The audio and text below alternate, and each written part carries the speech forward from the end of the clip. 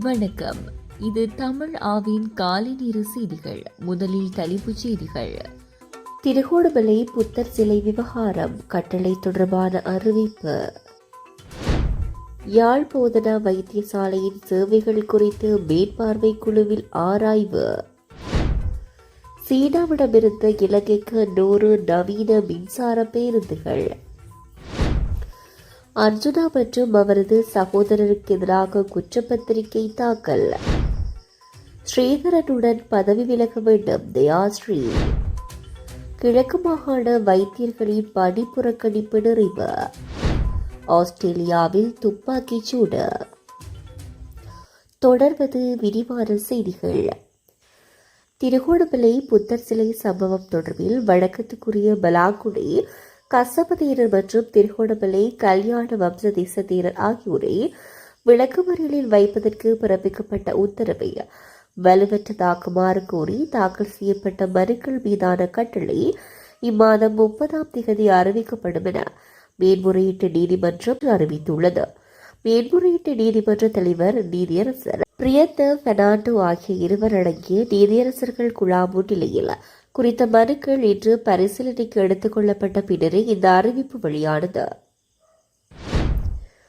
யாழ் போதனா வைத்தியசாலையின் தற்போதைய சேவைகள் மற்றும் எதிர்காலத்தில் விரிவுபடுத்த வேண்டிய சேவைகள் தொடர்பான விடயங்கள் நாடாளுமன்ற சுகாதார மேற்பார்வை குழுவின் கூட்டத்தில் விரிவாக ஆராயப்பட்டன. மேற்படி குழு கூட்டம் வைத்தியர் நிகார் அபேசிங்கம் தலைமையில் நேற்று நடைபெற்றது. இதன்போது யாழ்ப்பாண போதனா வைத்தியசாலையின் பணிப்பாளர், வைத்திய நிபுணர்கள் மற்றும் யாழ் மருத்துவ பீடாதிபதி குழுவினர் கலந்து கொண்டு வைத்தியசாலையின் தற்போதைய நிலைமை மற்றும் சேவைகள் குறித்து விரிவாக விளக்கினர். குறிப்பாக ஆளணி பற்றாக்குறை காரணமாக வைத்தியசாலை எதிர்நோக்கும் சவால்கள் குறித்து கவனம் செலுத்தப்பட்டது. இதற்கு தீர்வாக எதிர்வரும் காலங்களில் தேவையான சுகாதார ஊழியர்களை நியமிப்பதற்கு நடவடிக்கை எடுக்கப்படும் என மேற்பார்வை குழு உறுதியளித்தது. இலங்கைக்கு 100 நவீன சொகுசு மின்சார பேருந்துகளை விரைவாக வழங்குவதற்கு சீனா நடவடிக்கை எடுத்து வருவதாக இலங்கைக்கான சீன தூதுவர் ஹி ஷென் ஹோங் தெரிவித்துள்ளார். எரிபொருள் பயன்பாட்டினால் ஏற்படும் பாரிய சுற்றுச்சூழல் மாசடைவை குறைக்கும் நோக்கில் இந்த தீர்மானம் எடுக்கப்பட்டதாக அவர் குறிப்பிட்டார். இவ்வாறு வழங்கப்பட்ட திட்டமிடப்பட்டுள்ள ஒரு பேருந்தின் விலை சுமார் 225,000 அமெரிக்க டாலர்கள் என தூதுவர் மேலும் தெரிவித்தார். மல்வத்து பீடத்தின் மகாநாயக்க தேரர் வணக்கத்துக்குரிய திப்பட்டு வாவே ஸ்ரீ சுமங்கல தேரர் மற்றும் அஸ்கிரி பீடத்தின் மகாநாயக்க தேரர் வணக்கத்துக்குரிய வரகாக்குட ஸ்ரீ ஞானரத்ன தேரர் ஆகியோர் இன்று சந்தித்து ஆசி பெற்ற போதே சீன தூதுவர் இந்த தகவல்களை வெளியிட்டுள்ளார். முன்னாள் அமைச்சர் அர்ஜுனா ரணதுங்க மற்றும் அவரது சகோதரர் நம்பிக்க ரணதுங்க ஆகியோருக்கு எதிரான கொழும்பு மேல் நீதிமன்றத்தில் குற்றப்பத்திரிகை தாக்கல் செய்யப்பட்டுள்ளதாக லஞ்ச ஊழல் விசாரணை ஆணைக்குழு இன்று கொழும்பு பிரதான நீதவான் நீதிமன்றத்துக்கு அறிவித்துள்ளது. கொழும்பு பிரதான நீதவான் அசங்க எஸ் போதரகம்ப முன்னிலையில் இந்த வழக்கு இன்று விசாரணைக்கு எடுத்துக் கொள்ளப்பட்ட போதே லஞ்ச ஊழல் விசாரணை ஆணைக்குழு இந்த அறிவிப்பை விடுத்துள்ளது. அதிக விலையில் ஸ்பாட் டெண்டர்கள் மூலம் மசகு எண்ணெய் கொள்வனவு செய்ததனூடாக இலங்கை கனி எண்ணெய் கூட்டுத்தாபனத்துக்கு சுமார் 800 மில்லியன் ரூபாய் நட்டம் ஏற்படுத்திய சம்பவம் தொடர்பிலே குறித்த இருவருக்கும் எதிராக குற்றப்பத்திரிகை தாக்கல் செய்யப்பட்டுள்ளது. அரசியலமைப்பு பேரவையில் இருந்து உடனடியாக இலங்கை தமிழரசுக் கட்சியின் பாராளுமன்ற உறுப்பினர் எஸ் ஸ்ரீதரன் விலக வேண்டும் என பாராளுமன்ற உறுப்பினர் தயாசிரி ஜெயசேகர கடுமையாக சாடியுள்ளார். அவர் பாராளுமன்றத்தில் இடம்பெற்ற சபை அமர்வில் கலந்து கொண்டு இந்த விடயத்தை குறிப்பிட்டுள்ளார்.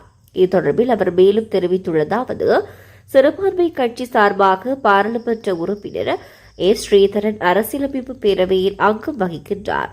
எனினும் அரசாங்கத்தின் அனைத்து தீர்மானங்களுக்கும் அரசியலமைப்பு பேரவையில் அவர் கைகளை தூக்கி ஆதரவு வழங்குகின்றார். அவர் தவறான நபர்களை பதவியில் நியமிப்பதற்கும் தமது ஆதரவை வழங்கியுள்ளார். எதிர்க்கட்சிகளின் கோரிக்கைகளின் அடிப்படையில் அந்த பேரவைக்கு நியமிக்கப்பட்ட அவர் அரசாங்கத்தின் தீர்மானங்கள் அனைத்துக்கும் ஆதரவளிக்கிறார். அது மாத்திரமல்ல, அவருக்கு எதிராக பல குற்றச்சாட்டுகள் உள்ளன.